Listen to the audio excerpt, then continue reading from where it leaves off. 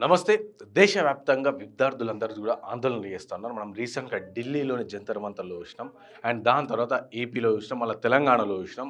And అలాగే ఇప్పుడు కొత్తగా ఫ్రెష్‌గా జార్ఖండ్‌లో కూడా చూసినాం. అండ్ ఇప్పుడు ఫ్రెష్‌గా బీహార్‌లోని పాట్నాలో జరుగుతుంది. సో, పాట్నాలో కూడా పెద్ద ఎత్తున అక్కడ government jobs Bihar public service కమిషన్‌లో జరిగిన ఎగ్జామ్స్‌కి సంబంధించి అవకతవకలు కూడా ఇవన్నీ కూడా బయటపడ్డ నేపథ్యంలో అక్కడ విద్యార్థులు చాలా పెద్ద ఎత్తున నిరసన తెలుపుతున్నారు.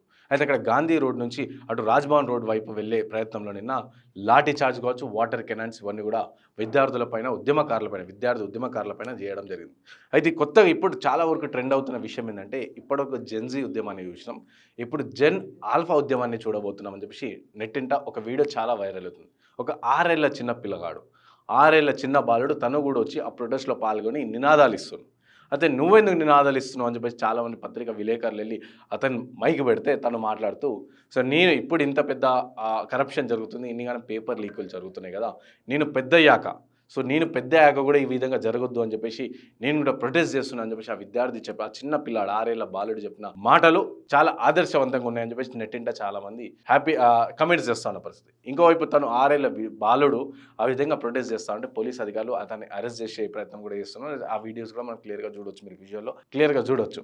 తను బుల్లెట్‌లకైనా సరే నేను వెనకాడేది లేదు. అసలు ఈ నిరసనలో నేను తగ్గేదే లేదు అని చెప్పేసి ఆ చిన్న పిల్లాడు మాట్లాడుతున్నారు. స్పెషల్లీ ఇక్కడ మనం ఏం ఆలోచించాలంటే ఈ విధంగా అంటే దేశవ్యాప్తంగా కూడా ఎందుకు నిరసనలు జరుగుతున్నాయి? విద్యార్థులు ఎందుకు రోడ్ల మీద వస్తున్నారు? ఒక కామన్ ఎగ్జామ్, ఒక ప్రాపర్‌గా ఉన్న ఎగ్జామ్‌ని నిర్వహించలేకపోతున్నాయి ప్రభుత్వాలు. ఎందుకంటే ఇది కేవలం బీహార్‌కి పరిమితం కాదు, జార్ఖండ్‌కి పరిమితం కాదు. దేశవ్యాప్తంగా ఉన్న ప్రతి ఒక్క డిస్ట్రిక్ట్‌లో ఈ ఇబ్బంది. తెలంగాణలో కూడా జరిగినాయి గ్రూప్ 1, గ్రూప్ 2, గ్రూప్ 3 అవకతవకలు.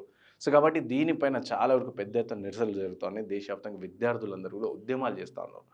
ప్రభుత్వాలు ఇప్పటికైనా సరే అప్రమత్తమై ఈ పారదర్శకత వహించాల్సిన అవసరం ఉంది. ఎందుకంటే ఈ ఉద్యమాలు అనేది కేవలం ఒక స్టేట్‌కే పరిమితం అయితే అనుకుంటే కాదు.